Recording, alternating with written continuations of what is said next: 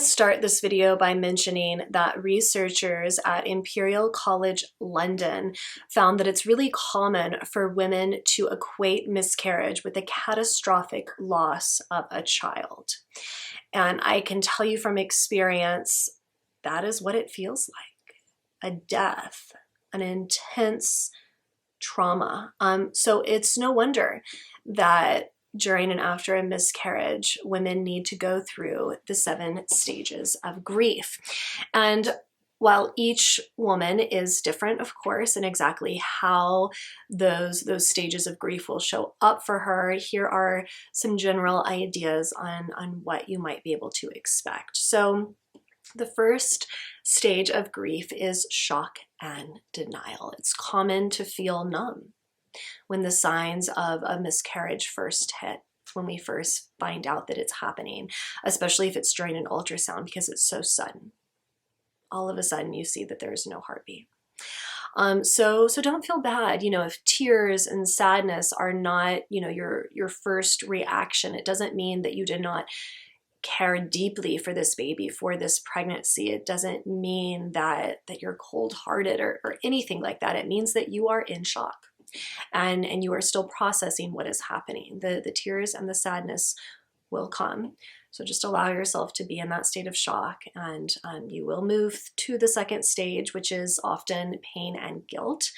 So most women immediately start examining what they must have done to cause the miscarriage. And as I said in the last video, almost all the time, there is nothing you did that caused the miscarriage, that it was probably completely out of your control. But often that is our first inclination. And that's one of the hardest parts of miscarriage, is often not knowing exactly why it happened. But we still feel guilty often. We still try to convince ourselves that if we'd only done X, Y, or Z differently, we wouldn't have miscarried. And that guilt is often accompanied by a crushing pain. So while I encourage you to not let the guilt take hold, letting the pain roll through you can be really cathartic. So to do this, I really recommend finding an hour or so each day to be in a private, safe space and just let it all come up. Let that pain roll through you, because suppressing it often just prolongs it. So let it out. Find a good time and space every day to let that pain out.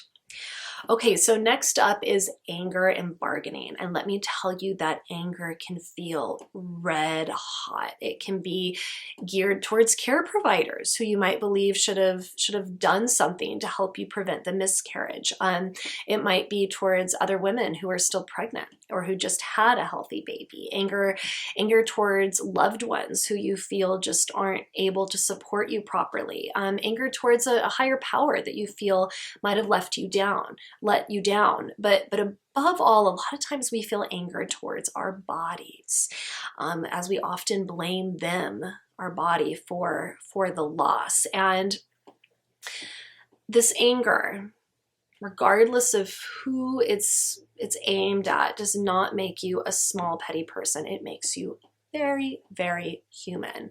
And while I wouldn't, recommend lashing out at anybody, if your anger is directed at somebody else or can even yourself, I wouldn't recommend lashing out at that person, but I do recommend ranting in private. You can write that person a letter, even if you're writing your body a letter about just how mad you are.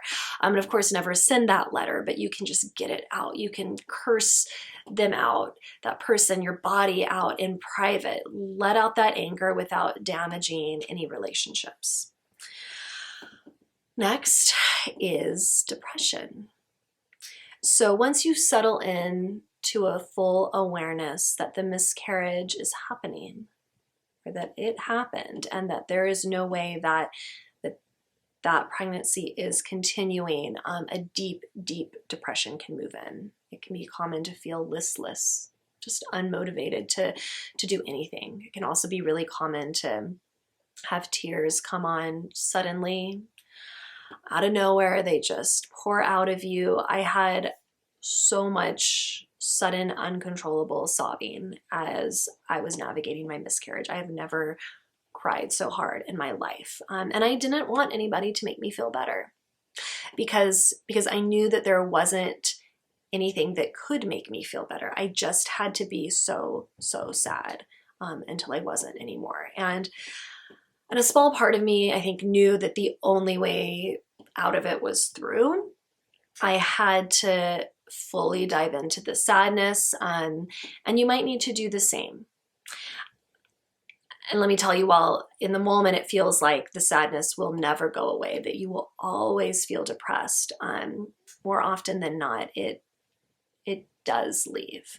With that said, if you continue, or if you feel like you're getting more and more depressed, months have gone by and you're just going deeper into depression, it is really important to let your care provider know in case you need specialized support. Okay, so we still have 3 stages of grief to go through, but in the sake of time, I'm going to pause here, and those other 3 stages will be in the next video in part 2 of the 7 stages of grief after a miscarriage.